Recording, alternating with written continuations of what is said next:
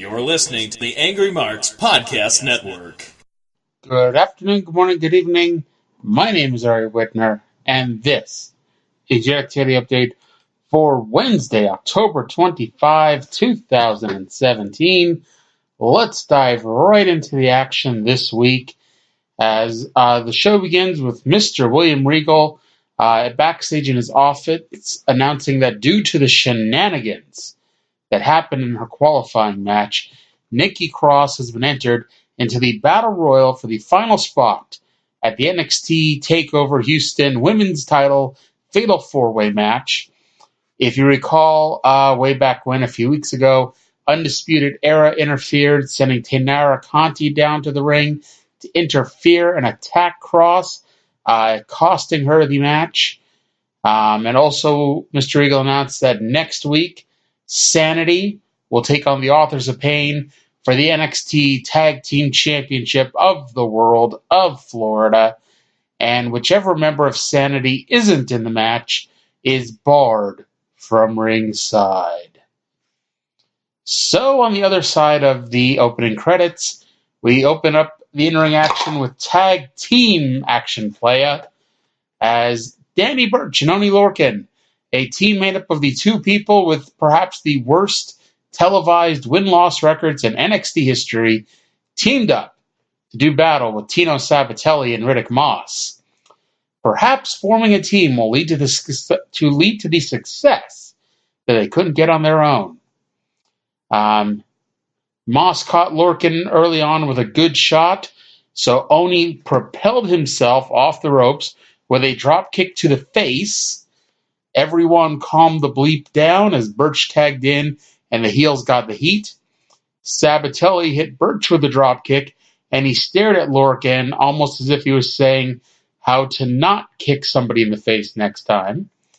Anyway, Lorcan gets the hot tag and chops down his larger foes. However, he got cut off and shockingly pinned with the combination gory special bulldog. Somehow it's shocking when a team is formed of two guys who never win, and then they lose. Up next was the main event already. Man, this hour went by quickly. It is the Battle Royal, with the winner entering the NXT Women's Championship match at NXT TakeOver Houston. The only women to get entrances were Vanessa Bourne, Bianca Belair, Sage Beckett, Mercedes Martinez, Candice LeRae, Billie Kay, and Nikki Cross. And actually, LeRae, Kay, and Cross were the only three that got their own theme music, as everyone else came out to the generic NXT theme song. Cross went right after Taynara Conti at the bell and eliminated her first. After being eliminated, Conti pulled Cross under the bottom rope and threw her into the barricade.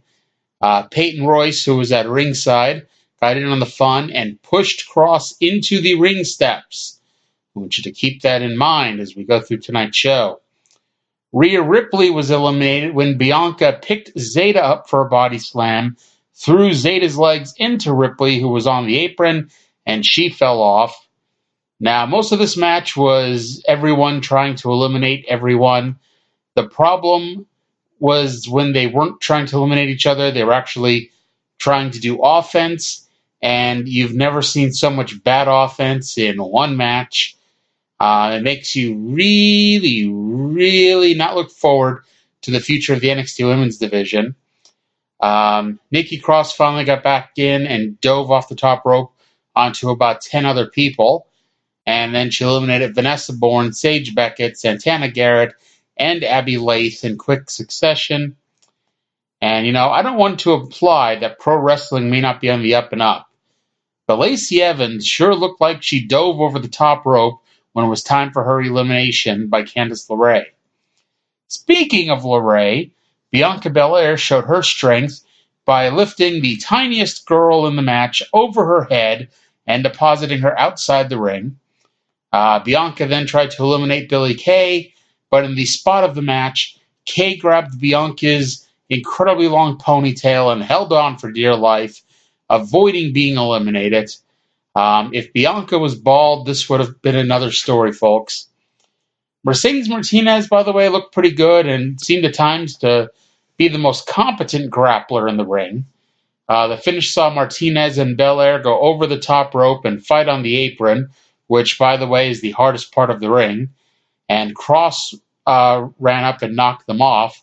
And then Billie Kay came out from nowhere. She ran up to toss Cross over the top rope, and she began celebrating as if she won the main event of WrestleMania. Unfortunately for her, Cross did not drop to the floor.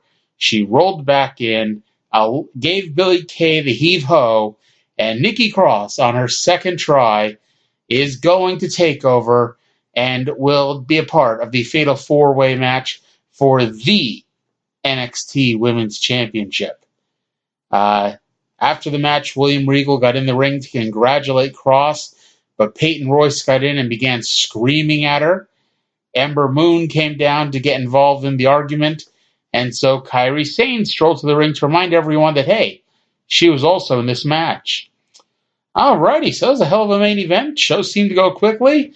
I guess I'll talk to you next. Oh, wait, there's more to the show. Earlier this week, Drew McIntyre was trying to leave the Performance Center when he was harassed by people with microphones and cameras.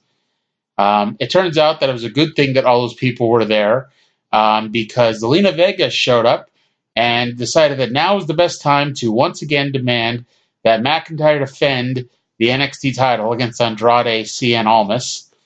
McIntyre told her the same thing he told her last week, which was for Almas to come ask her himself. NXT TakeOver Houston may not yet have a main event, which, by the way, is the worst-kept secret spoiler ever, but it does already have an official theme song, as Play by Marmozets is the answer to the question that nobody asked. Up next, Aleister Black was coming to the ring to beat up some unsuspecting jobber when he was suddenly and violently attacked by Velveteen Dream. Dream threw Black into the unforgiving steel steps.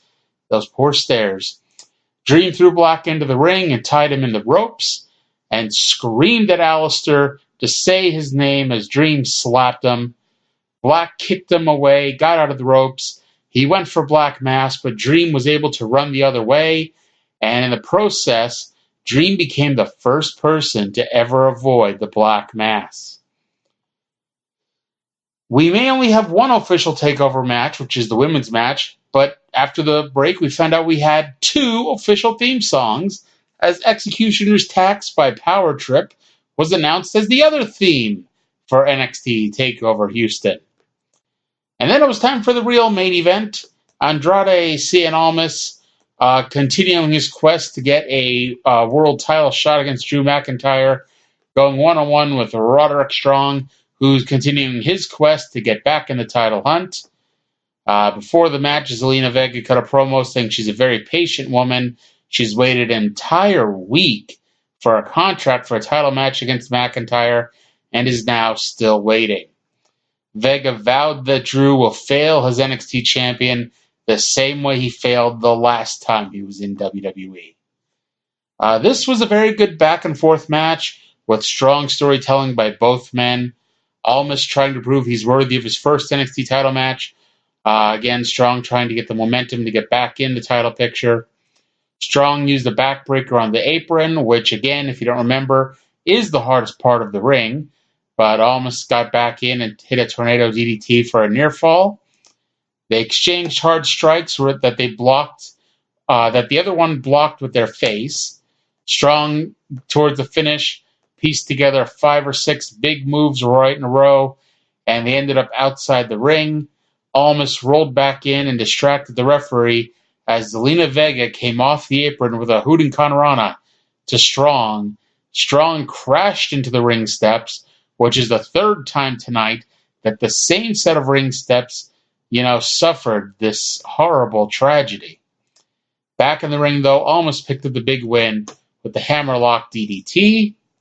After the match, Vega and Almas stormed up to the announce position, stole Morrow's headset, and challenged Drew to meet them face-to-face next week.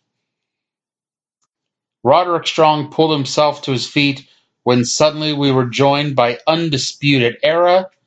Cole, Fish, and O'Reilly hit the ring. Cole told Strong he is not a loser and that Strong needs to join Undisputed Era. Cole handed Strong his armband, which Strong took but didn't put it on, as the show ended with Undisputed Era walking away. So that does it for this week.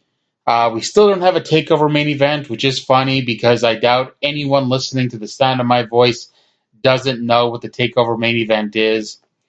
And anyway, before signing off for this week, I want to say I will be going to Australia on vacation, and thus I won't be around for the next 2 weeks' shows. I believe we do have a wonderful replacement who will be happy to step in for November 1st and 8th. I will be back on November 15th. Until then, though, I want to thank you all for listening, and I'll talk to you again in just 3 weeks. You're listening to the Angry Marks Podcast Network.